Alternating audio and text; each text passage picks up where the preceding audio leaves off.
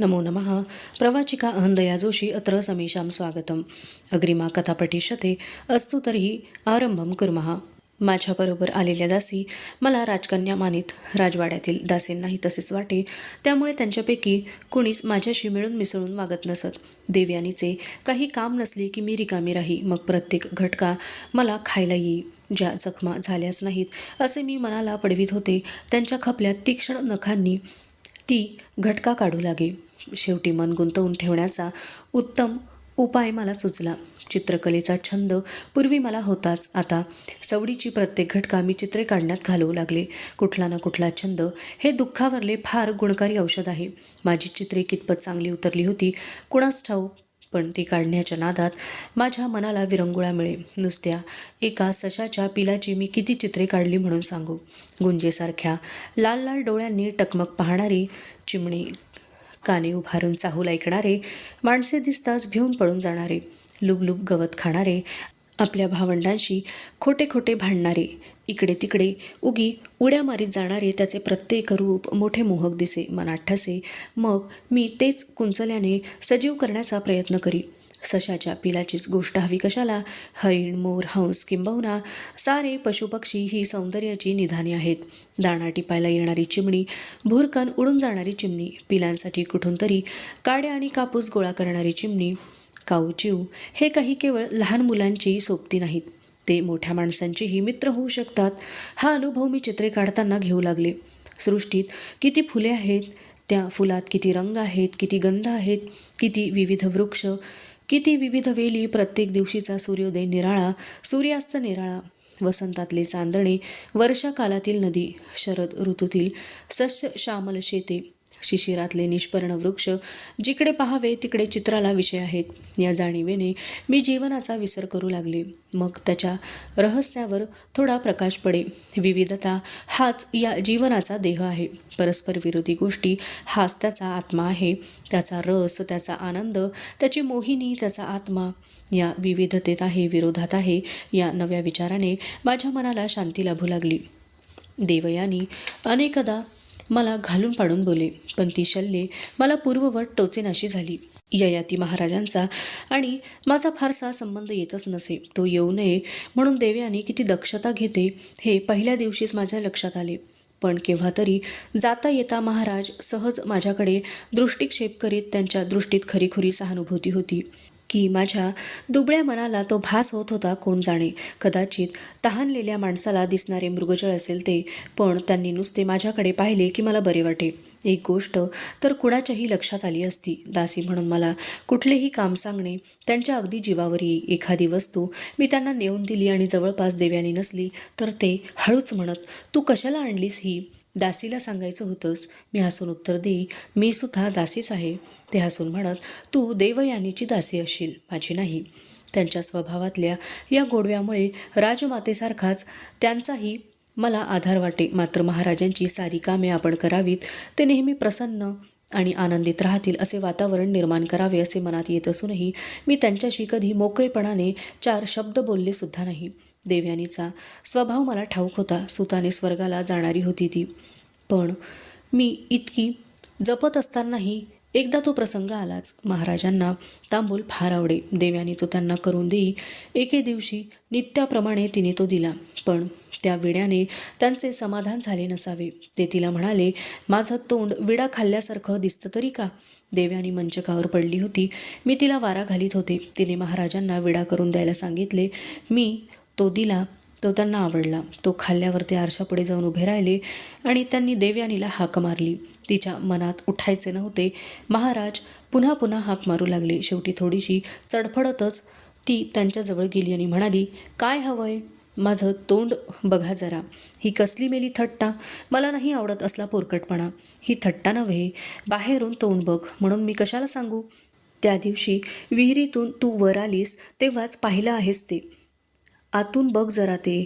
त्यांनी तोंड उघडून ते देवयानीला दाखवले. अगदी लहान मुलासारखे ते लाल झाले होते.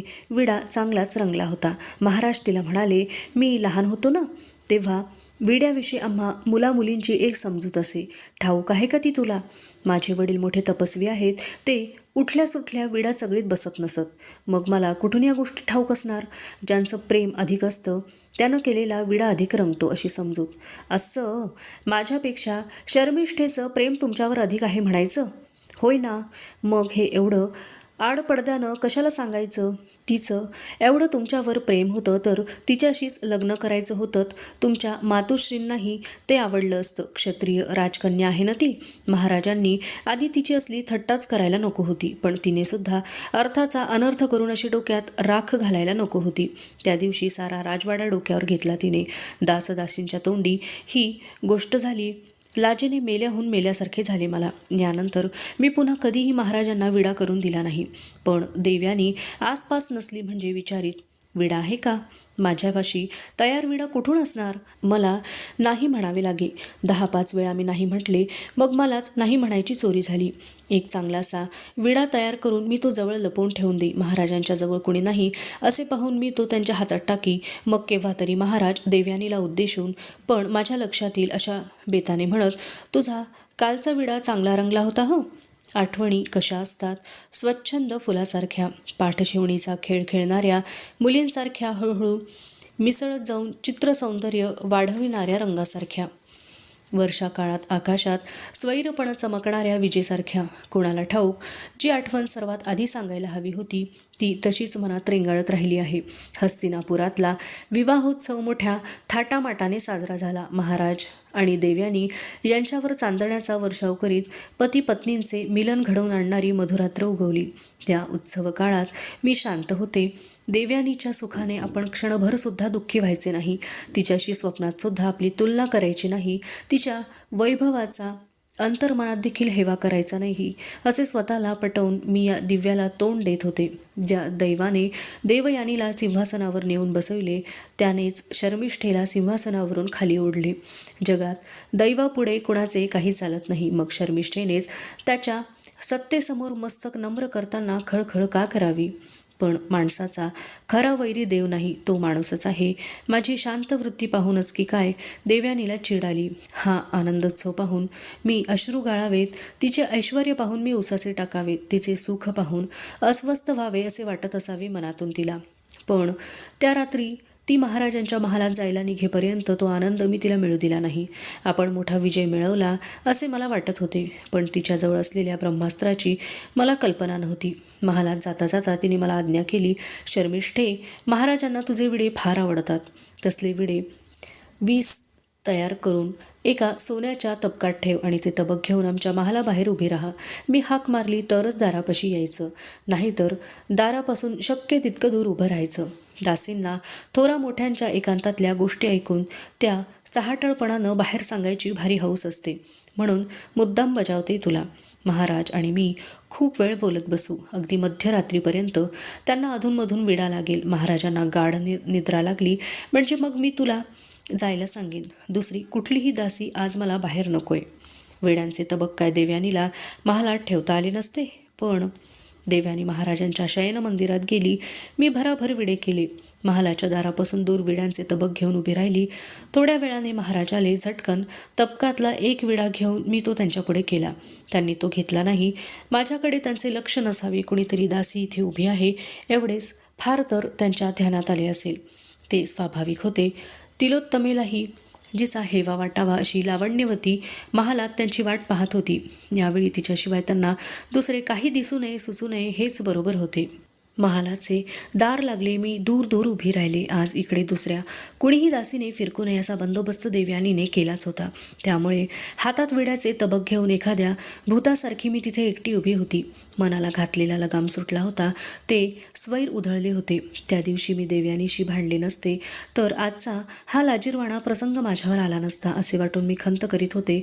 पण माझ्या मनात नुसता पश्चाताप नव्हता, तिथे प्रेमाविषयीची कुतूहल बुद्धी होती. नकळत चाळवली गेलेली प्रणयपूर्तीची अतृप्त इच्छा होती. एक एक पळ युगासारखे वाटत होते मला, पण मी तशीच उभी होते, महापुरात उभे राहण्याची धडपड करणाऱ्या एखाद्या लहानशा दुर्बळ वृक्षासारखी. एकदम रागारागाने उच्चारलेले अस्पष्ट शब्द माझ्या कानांवर पडले. तो आवाज देवयानीचा होता. ही मधुमिलनाची रात्र, अनुरागाचे तिच्यावर राज्य असायचे. मग हे रागाचे शब्द महाराजही बोलत असावेत, पण त्यातले काहीच नीट ऐकू येत नव्हते. ऐकायची इच्छा प्रबळ झाली. मी पुढे पाऊल टाकले. कुणी मला पाहत नव्हते, पण मोठ्या कष्टाने मी ते पाऊल मागे घेतले. प्रेमिकांच्या मिलनात ब्रह्मानंदाची अनुभूती असते, असे मी काव्यात ऐकले होते. रिकामा कलश भरला जात असताना आवाज करतो, ते पूर्णपणे भरल्यावर निशब्द होतो. प्रेमिकांची हृदये तशीच असतातच.